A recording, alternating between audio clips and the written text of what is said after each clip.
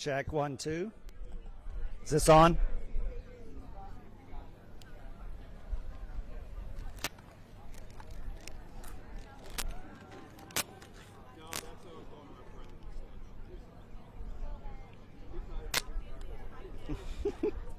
Check 1, 2. Do you hear it? Okay. 2-minute warning. Let's make our way into the tent and we can get this celebration started.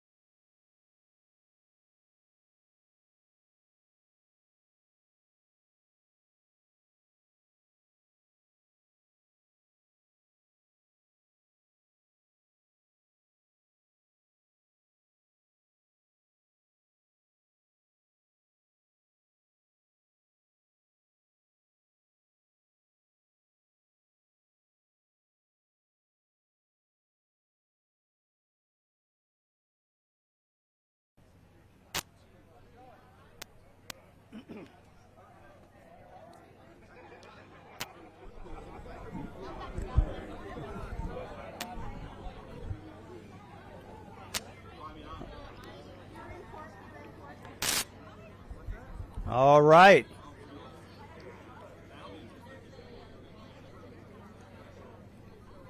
Welcome, everybody. Very happy to see everyone coming out today to mark this incredible occasion. My name's Drew Bartlett. I'm the Executive Director for the South Florida Water Management District, and happy to see everyone here today. And I also want to recognize that we have the Glades County Chairman, Tim Stanley, and Commissioners Hattie Taylor, Jeff Barnes, and Jeff Patterson here welcoming us to Glades County as well. So I do have my two governing board members with me today. We have Ben Butler and Colonel Charlotte Roman, who represent this area and always make it a point to come out to these events, particularly when it's right in their backyard. So thank you for coming, board members. I also want to recognize Jackie Ratika and Bobby Spratt, commissioners from LaBelle. Good to see you. Let's see. We also have representatives from a number of elected offices. I've got London Rotundo from Senator Ashley Moody's office, Marty Mielke from Senator Aaron Grawl's office, Dana Orr from Rep. Kaylee Tuck's office, Olivia Meyer from Senator Jonathan Martin's office, Paul Hayden and Zoraida Druckman from Senator Pasadomo's office. Thanks for coming. Thanks for coming. So also have a number of stakeholders I saw here today from the environmental community and local farming communities and so forth. That it's your participation that really makes this all possible for us to do better things for our water resources and for the environment of Florida. In fact, this land that we were on used to be part of Duda Farms, and they're still neighbors to this project. And I'm told by my project team that they've been incredible neighbors to work with. They've been an incredible family to work with throughout this whole project from inception to where we are today. You know, I've been on this job for 6.5 years now. That's right, 6.5, longevity for executive director of the South Florida Water Management District. But in that 6.5 years, this is our 79th event for groundbreakings, ribbon cuttings, or major milestones. 79, right? And when you do the math, which I'm going to do a lot of math today, but when you do the math, that's more than one per month since I've been here. So this is because of the leadership of the governor and the state legislature and the Army Corps of Engineers and all of our partners that actually bring this together, bring the energy, bring the funding to make days like this possible. And without everyone working together, it absolutely would not be. So we've had a busy few months with a ribbon cutting at the C-43 reservoir nearby, the signing of an historic MOA with the Army to expedite the EAA reservoir. But it never stops, and so here we are again for another groundbreaking. And to kick us off, I would like to introduce Ben Butler, who's our board member for the area representing the district. Ben, thank you.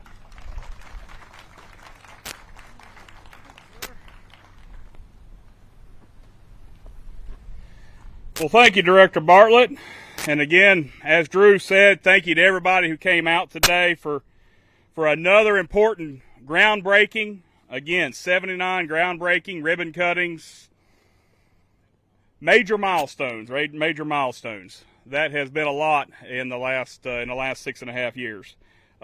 As Drew also did, I want to thank the Glades County Commissioners, Chair Stanley, and all the other commissioners. Thank you all for welcoming us to Glades County today, again, for such an important project.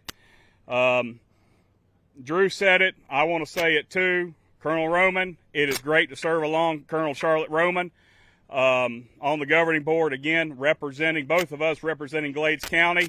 If you have any attaboys, I'll give you my number. If you have any issues, call Colonel Roman. I can guarantee you she'll get them taken care of for you. She is a bulldog when it comes to advocating and working for the areas that she serves, including all of South Florida. And I want to recognize all the other board members that couldn't be here today. We're very fortunate to get to serve with such a good group. It's a dynamic group, and it's a group where everybody brings something special and unique to the table, and you never want to be the smartest person in the room, and they're extremely smart, and I'm lucky to be around them. Again, also want to thank Drew and the staff for helping to get us here today. Seen some other folks around. One in particular that this project is a little bit of a baby for. She moved on. She's with the Seminole tribe now, helping them in their environmental division. But want to recognize Megan Jacoby and thank Megan for all her work at the district. I think it was 26 years that Megan spent with the district. Again, thank you to all the elected officials, their representatives that are here representing them today. As we get into Lake Hicpochee was one of 3 lakes that was important headwaters of the Caloosahatchee back before channelization of the C-43. When the C-43 was channelized, that allowed us to develop this area. It allowed us to use it. It allowed us to habitate it. We've had some hiccups along the way, some major hiccups with hurricanes and that sort of thing, but the channelization of the C-43, the Caloosahatchee, was very important for our flood control and drainage, and again, it's what has created what now is our local lakeside communities. As time has progressed, we've learned that this channelization has caused some hydrology and ecology problems in the basin. And so projects like this help to solve that problem. Today, again, we're here to break ground on Lake Hicpochee, the phase 2. First phase, we completed in 2021. This phase will be a major expansion of the project. And this project's for several important reasons. Mainly some reasons for the Caloosahatchee and for the in receivers of water coming from this area. Helping to clean the water, helping to help moderate the flows. Again, we had a huge ribbon cutting earlier this year with C-43. And that's going to do a lot to help moderate the flows for the Caloosahatchee estuary. But this project is another bite at that apple in helping to help our environment. But for me, this project is more important from my standpoint as a farmer, as a rancher. It is an important part of making food and providing flood control and helping to preserve our rural communities. It makes it compatible with the natural environment. The Lake Hicpochee project is funded as part of the Northern Everglades Estuary and Protection Program, or NEEP as we call it. NEEP's made up of 3 cooperating agencies that moderate NEEP. You've got Florida DEP, who sets the water quality standards for our communities and provides assistance to help us meet those standards. You've got the Florida Department of Ag, who helps to regulate and works with our farmers to develop best management practices again, to do things that are economical on our farms that help the environment, that help to retain nutrients, recycle nutrients, help to conserve water. And then you've got the South Florida Water Management District, that third piece of the triad of NEEP.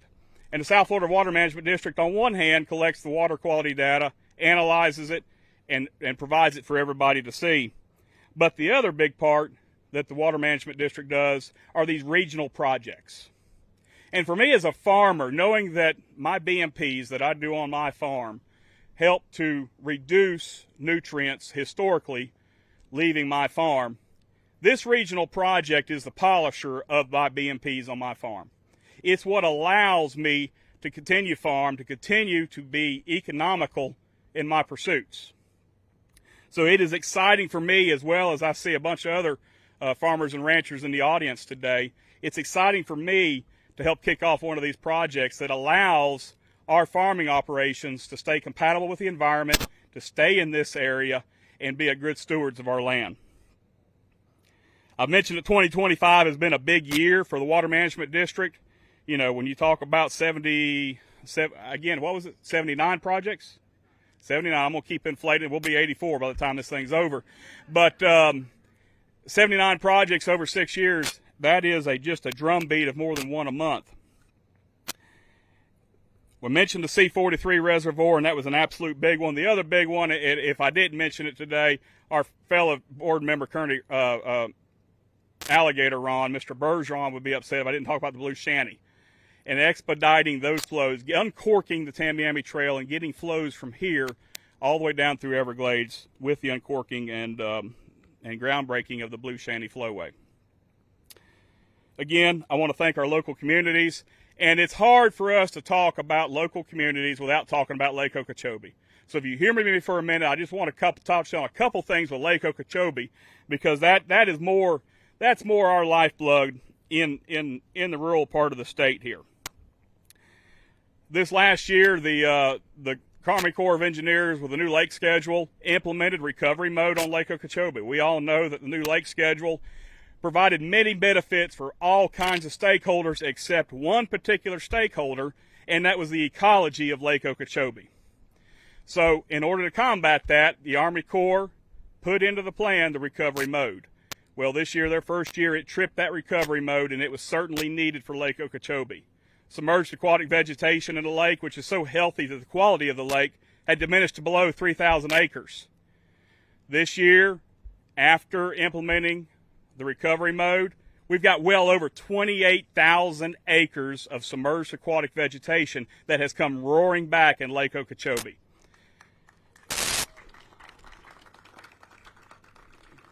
And I want to take the opportunity to thank the Corps, thank the district staff for working with the Corps, helping them to implement recovery, but also to stay with it and see it through. Now we just need a little help from Mother Nature here as we go into the next season to make sure that, one, we can have enough water supply to get through, but also let's try to keep that submerged aquatic vegetation alive. And hopefully we have good moderate levels to Lake Okeechobee. However, one of the things, we can't always rely on Mother Nature. Again, we're trying to make the system compatible to us, so there are several things that have been happening.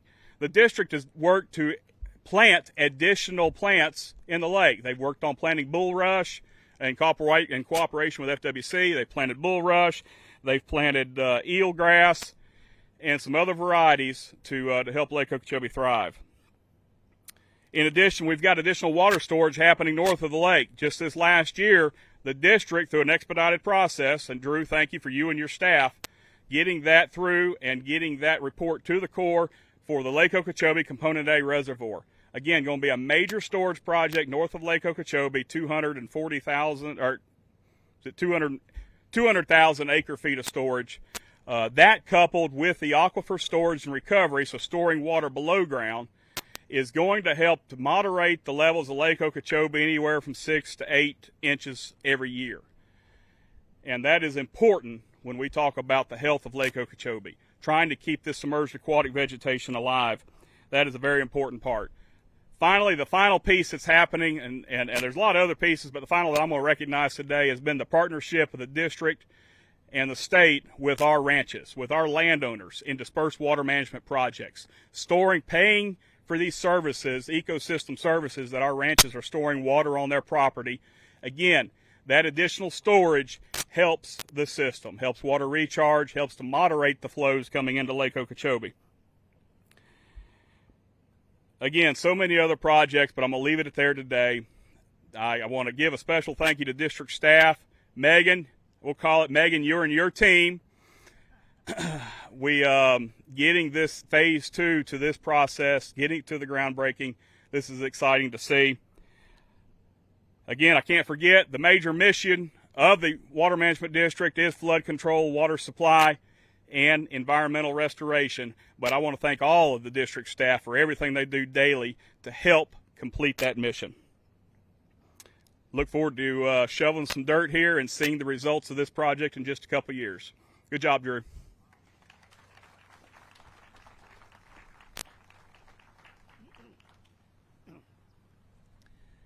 Thank you, Ben.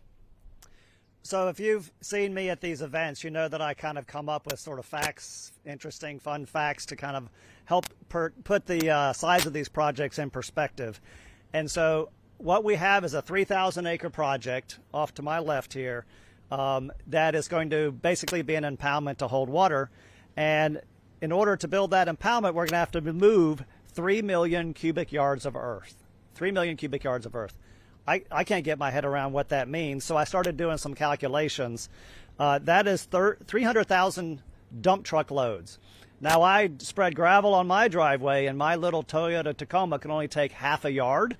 So these dump trucks take about 10 yards. And so let's say I upgrade to a dump truck, and then I take 10 loads a day, and I'm trying to get to 3 million cubic yards. It would take me 82 years to get to 3 million cubic yards. So Phillips, I don't recommend you hiring me. We need to get this project done a lot sooner.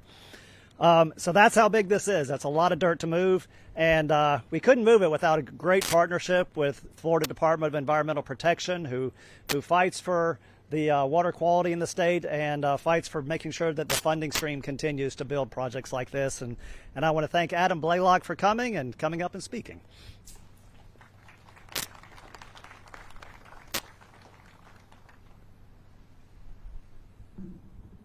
Yeah, thank you. It's a real pleasure to be here on behalf of the department.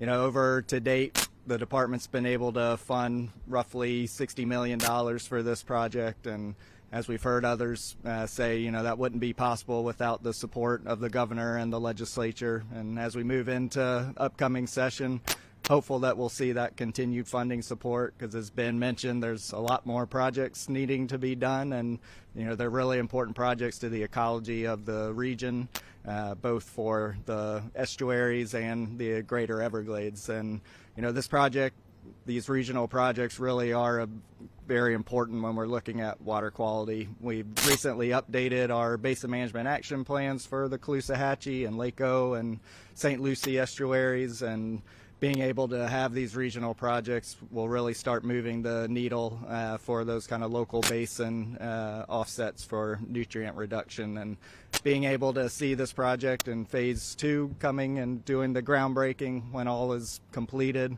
we'll see not only the restoration of the historic Lake Hicpochee lake bed, but also including additional storage. As Ben mentioned, being able to reduce some of the flows and better manage the salinity levels in the estuaries. And then obviously on the nutrient reductions are a real importance as we look at the water quality for the Caloosahatchee, and being able to increase that water quality benefits for the greater ecology and tourism and local stakeholders that rely on not only the lake but the Caloosahatchee and all of the areas that provide not only recreation but also water supply. And being able to increase the storage and provide additional flows to the Caloosahatchee helps with maintaining the minimum flows and levels that we monitor and make sure stay at a sustainable level, not getting too much out into the estuaries or too little, along with the C43. So it's really great to be here, to be at this groundbreaking, and really appreciate the time, and thank you very much.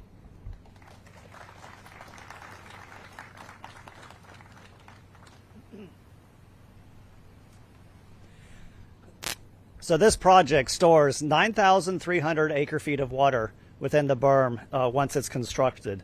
And you know, we speak acre-feet of the district, but how do we compute this? How much water is that really, 9,300 acre-feet? So the recommended daily consumption of water is 10 cups per person per day, okay? How many of you, you can't count coffee and beer. How many of you drink 10 cups? Yeah, neither do I. But if we did, and every single district employee drank that water every single day, which I can assure you they don't, but if they did it, it would take 885 years to consume 9,300 acre-feet. That's how much water is in here, and that's preventing that water from steamrolling down to the Caloosahatchee estuary. So that's why we want to build these projects, right? And when we put these projects in communities, we always have to work with the local county commissioners, the city commissioners, and everybody, because there's a lot of interest when the district rolls in with equipment. And so I'm very proud to introduce Tim Stanley, a former district employee. He's forgotten those days, I believe, but to speak on behalf of Glades County. Thank you, Tim.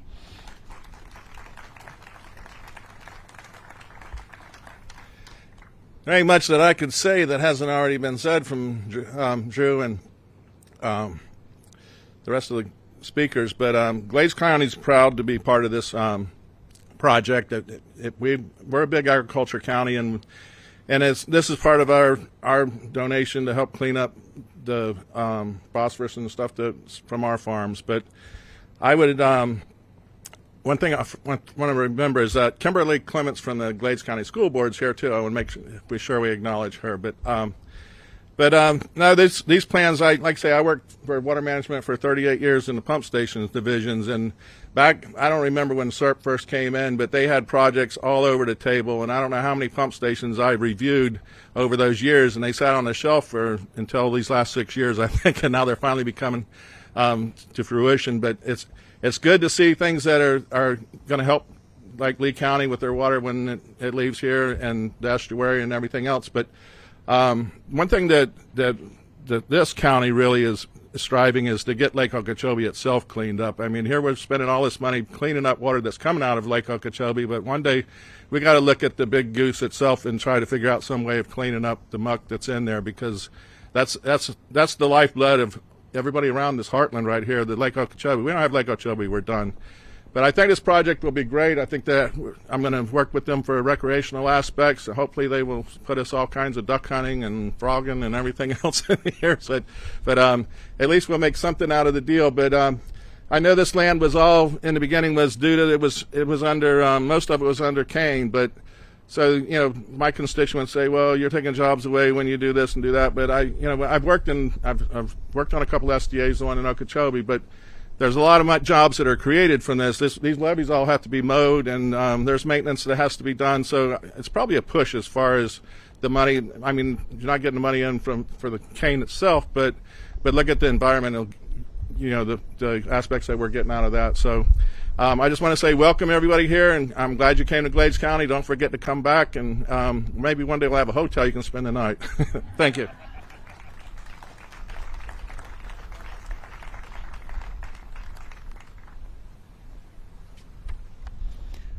Thank you, Commissioner. We'll even let you hunt hogs.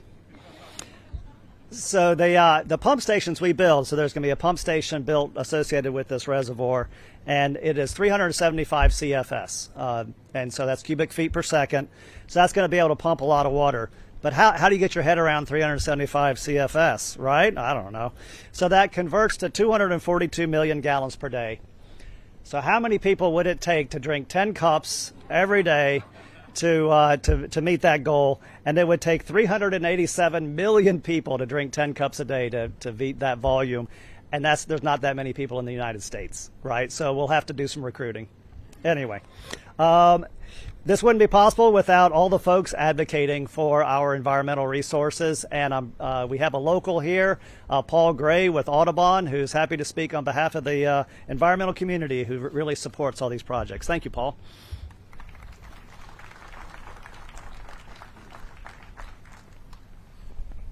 Hi, folks. Well, thanks for turning out and being here. I'm Paul Gray. I work for Audubon, Florida. Audubon is a conservation organization. We've been here since 1936, and we've hired our very first warden on Lake Okeechobee, Marvin Chandler. And Marvin was the first of 4 channelers who've worked continuously for Audubon in this region. And I can't believe it, but Ben Butler pretty much took all my talking points away. and when a farmer says all the talking points of an environmentalist, that's actually really good news. But I was reflecting on if we got in our Wayback Machine and went back 150 years and we were right here, we would be standing in a skiff, I hope, or a dugout canoe, because this was a sawgrass marsh. And progress came and we drained it, and it made possible the farms and cities that we have in Florida. But of course, drainage comes with other impacts, and we're all familiar with the Okeechobee watershed drains into the lake so fast it gets deep and it harms the lake, and then we dump the water down the estuaries and it harms the estuaries. And so drainage came with some impacts that we're trying to reckon with now. And so that's part of what this project is. Because not only when you drain all that water away, then we have these long dry seasons and we have droughts and we've got to find water. And right now the lake's only 14 feet deep, and everybody's worried, are we going to have enough water for the farmers to get their crop done in this dry season? Are we going to have enough water to keep a salinity balance in the estuary? Are we going to have enough water left in the lake to support fish and wildlife? And so drainage not only causes a big glug of water when it's wet, but then it causes shortages when it's dry. So that's what this project is going to do. When it rains here in the future, we're going to store that water. It's not going to glug downstream and cause problems. And then when the dry season starts, we're going to have water left over to work with for our farms and for our cities and for our wildlife. And the commissioner mentioned another aspect of this that I think is often overlooked. Okeechobee is one of the best recreational resources possible, but it's a hard place to recreate on. You've got to have a bass boat, you've got to have an airboat, you've got to be able to navigate, because it can get pretty confusing out there, and not everybody can do that. But these water features around the Water Management District have become extraordinarily popular with everybody, because you can go fishing, you can go hiking, you can go bird watching, you can go hunting or take your kayak out.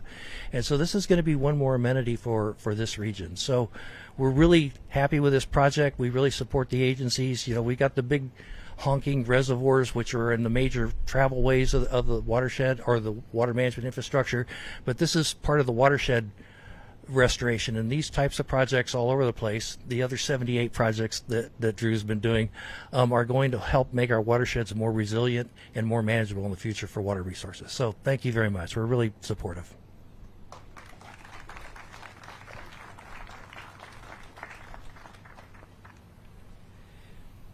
So this is not beer. This is pure water. This will go to 1.5 cups of your goal today. It's in the cooler in the back. And by the way, the pump station would fill 2.5 billion of these per day. So that's the money-making scheme. Where's the board? There we go. Anyway, I want to thank Vijay Mishra and Jenna Bobstein from the Water Management District. They are our project managers who helped put this together. Their management team is here, and you know, it's just the district staff always responds. And Megan, you're welcome back if you want to come. Paul, I'm not recruiting.